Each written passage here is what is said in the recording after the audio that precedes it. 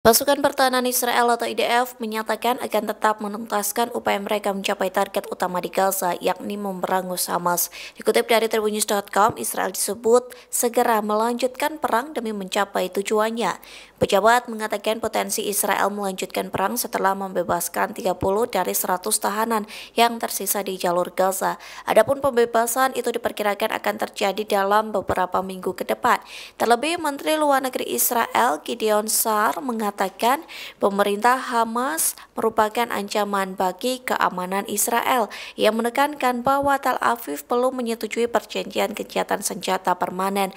Pasalnya, Israel khawatir jika terjadi gencatan senjata permanen, maka Hamas akan sepenuhnya menguasai Gaza. Di satu sisi, tentara bayaran Amerika Serikat disebut masuk ke Gaza saat Israel menyatakan keinginan melanjutkan perang.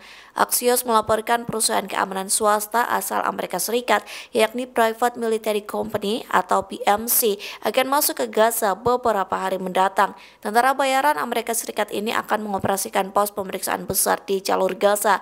Dalam tugas ini, PMC mengerahkan tentara bersenjata di pos tersebut. Nantinya mereka akan memeriksa kendaraan Palestina yang bergerak dari Gaza Selatan ke wilayah utara. Hal itu dilakukan demi memastikan tidak ada rudal atau senjata berat yang diangkut.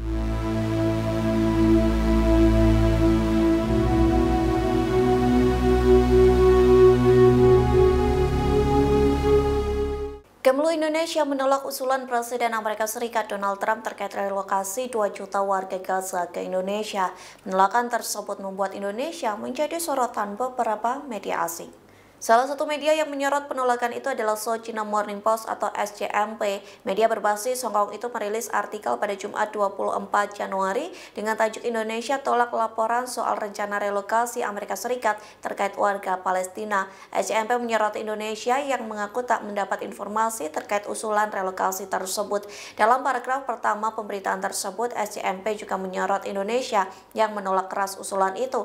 Laporan tersebut juga mengutip pernyataan dari Kemlu yang tak setuju dengan rencana relokasi warga Gaza. Pasalnya, relokasi tersebut justru bertujuan untuk mengusir orang Palestina dari Gaza, senada dengan pemberitaan dari media Israel Haaretz yang diterbitkan sejak Senin 20 Januari.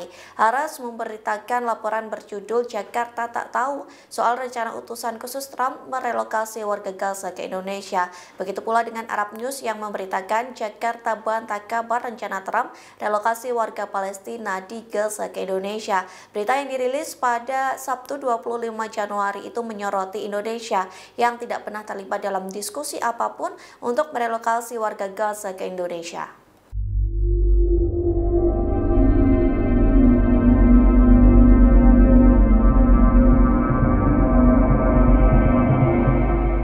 Perlawanan Palestina terus melanjutkan operasinya saat pasukan pertahanan Israel atau IDF terus meningkatkan agresi di Jenin tepi barat.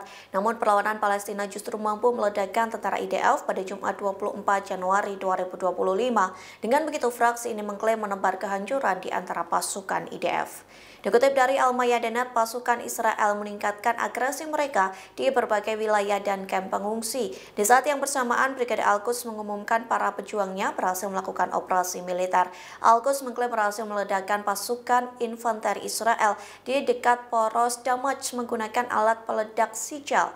Ledakan itu disusul dengan rentetan tembakan sehingga tentara Israel tewas dan terluka. Namun hingga saat ini tak dijelaskan secara rinci jumlah korban maupun luka di kalangan IDF. Kemudian Al-Quds juga menargetkan pengangkut personil lapis baja Israel di poros militer. Operasi ini dilakukan dengan alat peledak KC-37 yang mampu melumpuhkan tentara Israel. Al-Quds mengonfirmasi pejuangnya terus menembakkan mortir ke arah pasukan Israel sehingga menimbulkan banyak korban. Download Tribun X sekarang, menghadirkan lokal menjadi Indonesia.